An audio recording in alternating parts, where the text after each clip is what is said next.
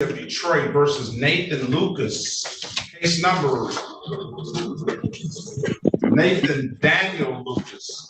Case numbers SP 106-84961, SP 1111617, counts 1, 2, and 3, SP 1111637, SP 1129810, counts 1 and counts 2. SP 1389565, counts 1, 2, and 3. SP 9644961, 22737166, counts 1 and counts 2, and 227371. Appearance for the record, please. Good morning, Your Honor. Tana Jenkins on behalf of Mr. Lucas. Mr. Lucas, please place your full name on the record. Nathan Daniel Lucas, a living man. A living man? Yes, sir. I would think that would be obvious, right? No, sir. Not in No. the etymology of the courts and the syntax grammar. No, sir. You've gone above my head on that. I can't. That's above my pay grade. All right. So are you interested in a lawyer representing you, sir? No, sir. Okay. Are you interested in even getting a driver's license? No, sir. Are you interested in an offer at all? No, sir. Set the matter for trial. Well, I intend to plead in the form of a demurrer, such that I do not acquiesce to quasi-juris. Welcome back to the channel. Today's video is packed with some of the wildest sovereign citizen courtroom antics you'll ever see. We've got multiple cases, different judges, and defendants who seem to believe that if they just say the right magic words, the entire legal system will crumble before them. We'll watch one man insist he's a living man, as though that somehow exempts him from the law. Another who thinks writing return to sender on court mail makes charges vanish. And even a wheelchair-bound defendant charged with fleeing. The police? Each of these hearings highlights not only the absurdity of sovereign citizen logic, but also the sheer patience and occasional sharp wit the judges force to deal with it. Stick around, because what starts as bizarre quickly escalates into unbelievable. And trust me, you won't want to miss the ending, where the judges lay down some of the most decisive smackdowns we've seen. Brought up in my pleadings and filed with a court. I didn't see any pleadings filed with the court. Do we have anything? I said that is an issue to be brought up. My pleadings to be briefed and filed with a court. Well, you should have done that. Today is the date and time set for arraignment on the bench warrant. Kind of here. I'll enter a not guilty plea on your behalf, sir. I'll give you a $0 bond, and I'll set a trial date for November the 14th, 2024. Or if you want a pre-trial date to file some pleadings, I can set that for October 21st, 2024. Which one would you like? You could repeat that, sir? Pre-trial date, if you want to file some motions, pre-trial date will be October the 21st, 2024. Or that will be fine. Just set it that you want that date? October 24th, 2024? October 21st. 21st. 2024 at 8:30 a.m. All right? Yes, sir. And just for the record, I did not enter in no plea. I don't plead. All right. Well, I'm entering in for you. All right. Have a good day, sir. I'll see you back October 21st. Classic sovereign citizen opening move, declaring yourself a living man. Now, to you and me, that sounds obvious, but in the sovereign playbook, it's meant to draw some imaginary line between your physical body and your so-called legal fiction. The problem? Courts don't operate on fantasy. They operate on statutes and precedent. Declaring you're alive doesn't make your charges disappear. If anything, it makes you look unprepared. Like someone who's memorized internet scripts but forgot the one thing that really... All right, and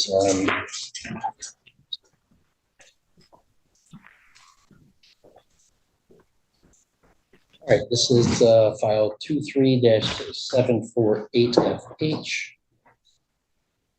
And who do we have from the people on this file?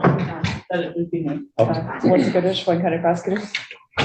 All right, and we're here for a docket call and also then a contempt hearing for failing to appear. But I do note that there was an absconding case filed in that matter.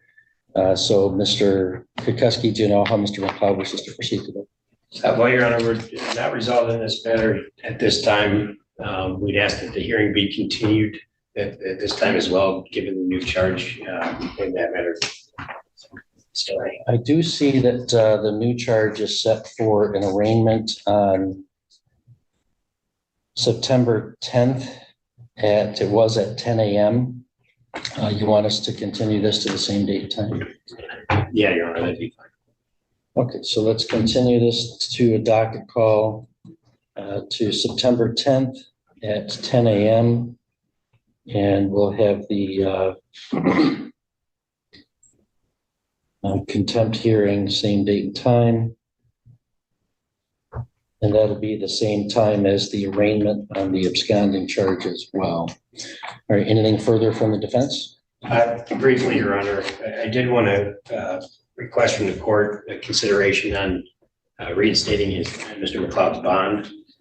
He is self-employed and has several jobs and opportunities lined up. This is the time of the year that he gets his work in as a contractor, kind of puts things away for the winter months. He's a sole breadwinner for his family and support for his wife and children.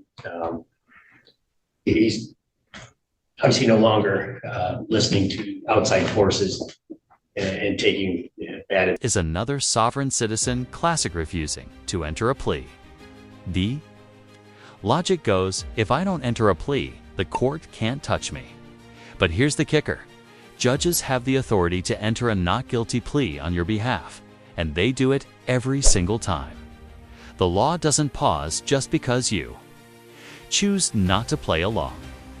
In fact, all this maneuver does is waste the court's time and signal that you're not taking the process seriously. Judges don't see strength in these refusals. They see delay tactics. His sitting and bond being revoked, to understand that's not going to happen again, Your Honor. He's got significant ties to the community. He was still in the community here. And so we'd ask the court to, and even on these charges, he's not looking at any sort of lengthy sentence.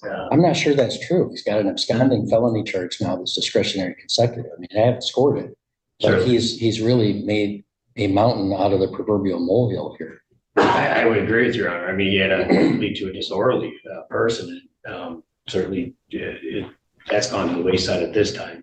But we're just asking for the court to look at all those factors and weigh that into considering a release on bond again, Your Honor, and not to, I guess, hold. He's listening to bad advice, which he's not doing anymore against him, and come down from a place of anger, but to allow him the opportunity again. Thank you. Thank you, Ms. Gitters. People's position. Your Honor, my concern would be the pending absconding and his demonstration on bond of failing to appear. He has had the benefit of previous counsel throughout this case. I'm glad that he has retained counsel and appears to be communicating with that attorney. However, I still have concerns with his ability to appear for future court hearings.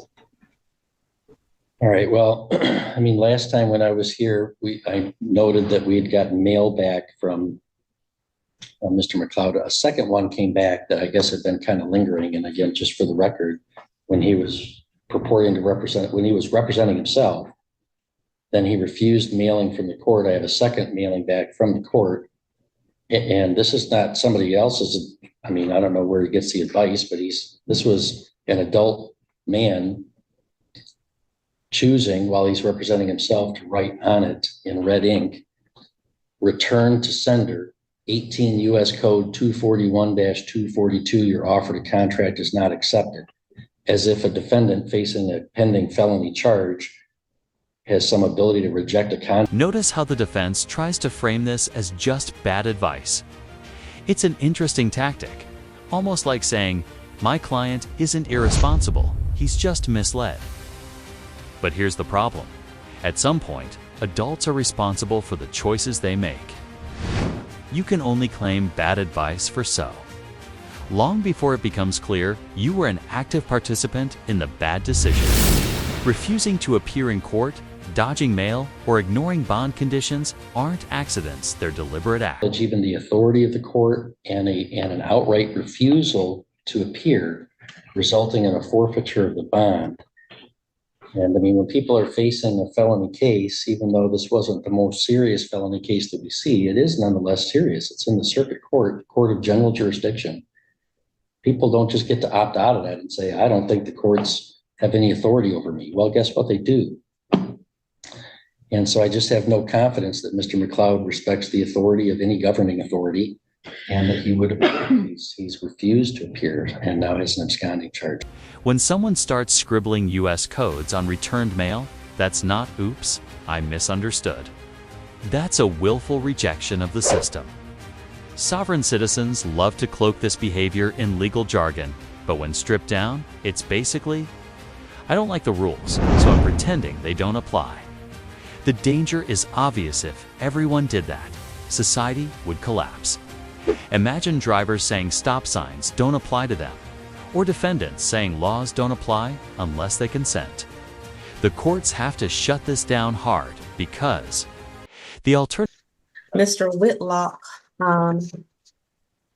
you have appears to be duplicate charges, so some of these charges are going to be dismissed, and you have two separate incidents. Because you're on active probation for the felony charges, I cannot provide you bond. So for the aggravated assault on police officer, fleeing a police officer, and for the obstruction felony charge, there will be no bond. For the theft by taking, that'll be a $1,000 charge as a misdemeanor. For the second incident, there is a no license charge, which is being dismissed because there is no facts to support it within the warrant. The tinted window will be $500. Use or possession of drug-related objects, $1,500. Identity fraud, no bond. Crossing guard lines, 2 counts, no bond. The wanted person charge is going to be dismissed because that's something separate totally from this incident. And giving false name or address or date of birth will be dismissed because there are no facts to support it in the warrant. So again, you have 2 counts of aggravated assault. One of those is going to be dismissed because there appear to be duplicate incidents. 2 counts of fleeing an officer. One of those is going to be dismissed. But at this time, there's no bond, which I can confirm which one's going to be dismissed. You'll have a minute to ask your question, Mr. Whitlock. I'm not done. The theft by taking misdemeanor, 2 counts, $1,000, and the obstruction of an officer is no bond. Your preliminary hearing is currently set for September the 9th at 8:30 a.m. In regards to court-appointed counsel, Mr. Whitlock, are you working? Did you want to be considered for a court-appointed counsel? Oh, no, I don't want court-appointed counsel, but I do not receive to the, I do not. Hold on. So you're going to hire your own attorney? Yes, ma'am, I don't consult to the proceedings, and I would like to say things like, I already know. This defendant stacks up a laundry list of charges: aggravated assault, fleeing, obstruction, even identity fraud. It's serious business, yet he still clings to the idea that by rejecting the court's authority, can sidestep accountability. What's striking here is how the judge balances authority with clarity, laying out each charge while dismissing duplicates. It's an important reminder. Even when defendants play games, the system continues methodically, ensuring that charges are fair, accurate, and supported by evidence. The law doesn't bend just because a defendant refuses. But that don't say I'd rather be charged for that than when they're putting on me. They found that on a water fountain. I don't even know what a water fountain is. I was with the officer the whole time. Even the officers in there said, man, this is going to get thrown out because the officer was just being an a-hole and putting everything on me. I had none of that. I was with the officer the whole time. You could tell them. Mr. Whitlock, this is not a hearing. I don't have the officer here. So when we have the hearing, all this can be brought forward for your preliminary hearing or for, your attorney who you hire who can help you negotiate this. Again, I'm advised this is not a hearing. This is just to tell you what you're charged with. So any other questions? if I say I do not consent with these proceedings though, and, you know, I do not accept, you know, the terms, like, Okay, yeah. I well, do. you can discuss that with your attorney. If you have no other questions or comments, you're free to go. Now, this one more question, man. So Okay. that with what you was just charging me with, that had been in College Park. So is that a part of y'all? College Park is in Clayton and in Fulton, sir. Yes, ma'am. So I'm wondering, like, I thought I had to deal with Fulton County on that instead of Clay. You have, looks like you have some Fulton charges as well, so. Yeah, but the Fulton County charges is someone else. That's the way they actually locked me up and then let me out the hospital once he found out it wasn't me. So why they're still on me? Like, This charge, let me just tell you, the charge that you're for the aggravated assault that was in College Park, yes, it is on or around July 28th it happened. So that is not the Fulton County one that appears to have happened around July 17th. So so there's, that's Clayton County? yeah, if the warrant was sworn out for Clayton County, yeah. Okay, ma'am. That's all I was asking. Because I know that's gonna get handled. That's some BS.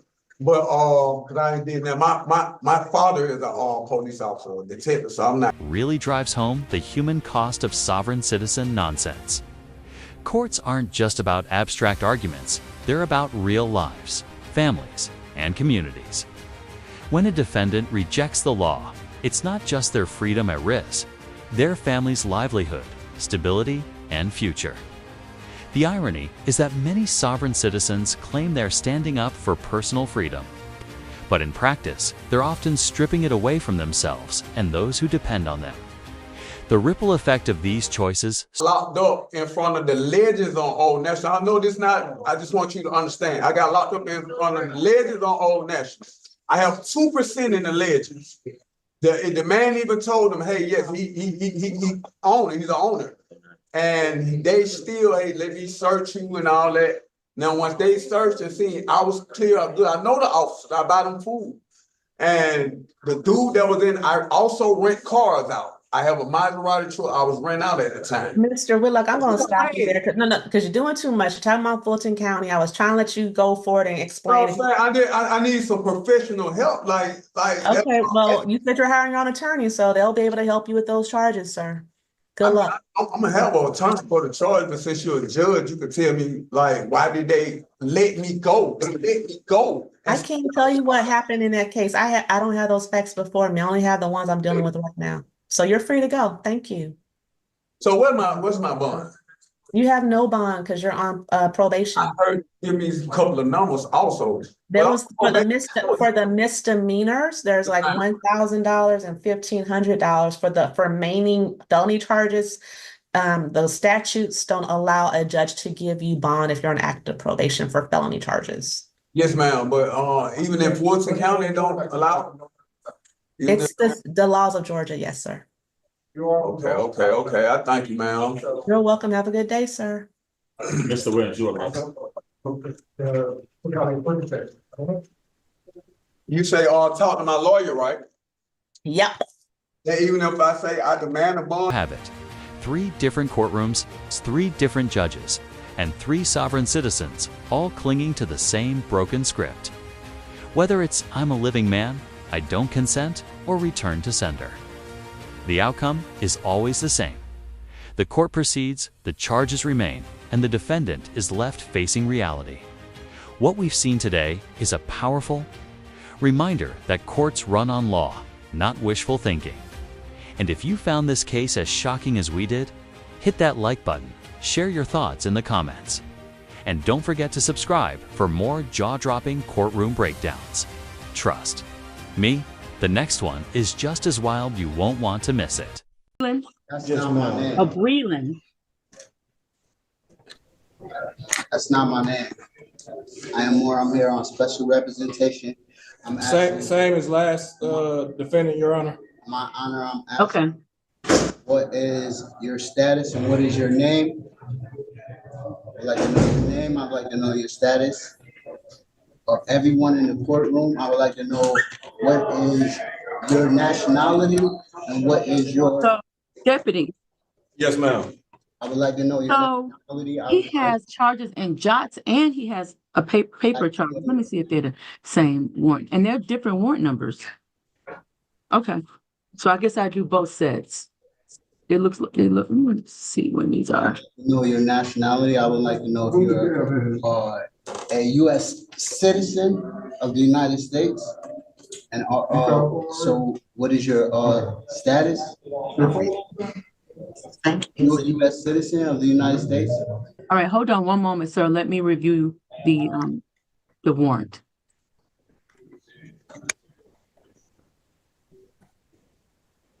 I'm asking you for your status and the status of everyone in the courtroom. I would like to know your name.